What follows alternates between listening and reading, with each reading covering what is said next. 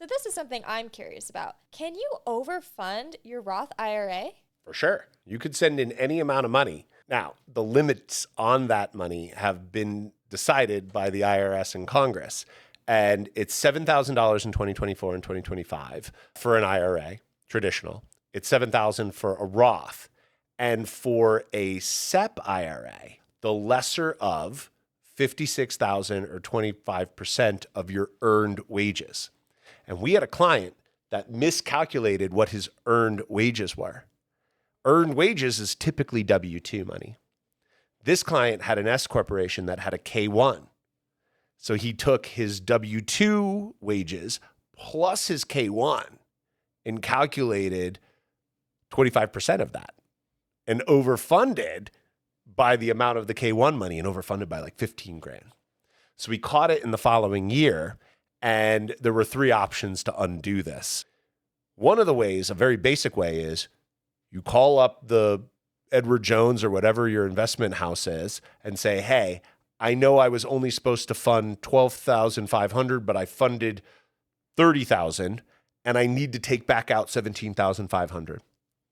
You pay a 10% penalty for early withdrawal of that $17,500. You pay income tax on it in the year that you withdrew that money, and you say nothing and keep going. The second option is you overfunded by twice as much in the first year.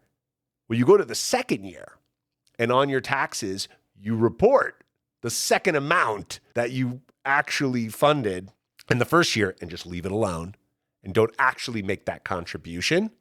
The third way to do it is to file a very specific form, contact the IRA department for retirement accounts at the IRS, pay a $1,500 processing fee, go through a full reevaluation and explanation of why you made that mistake, then pay a 6% annual penalty on the money for every year, not month, but every year. If it was 13 months, you're paying for 2 years, one 12-month period and a whole second 12-month period, and pay a 6% penalty on top of the early withdrawal money and the 10% penalty for pulling the money back out.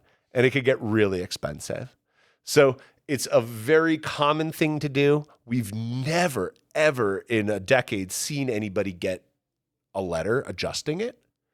But the right thing to do is to follow these compliance reasons. I'm sure that, something could get triggered, but I've never seen it. And this fellow was just an honest taxpayer, wanted to self-report, and went down option 3 and ended up paying $15,000+ in penalties for going through the quote legitimate process of alerting it to the IRS, pulling the money out, paying the processing fee, and then paying the interest, penalties, and tax, all on that overfunding amount. So it's a common mistake.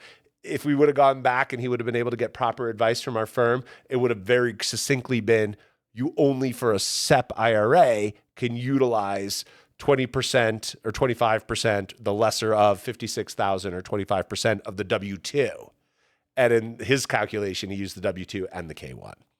And so that was the mistake. And that was where, if you overfund it, there are 2 or 3 ways to unravel that kind of overcontribution.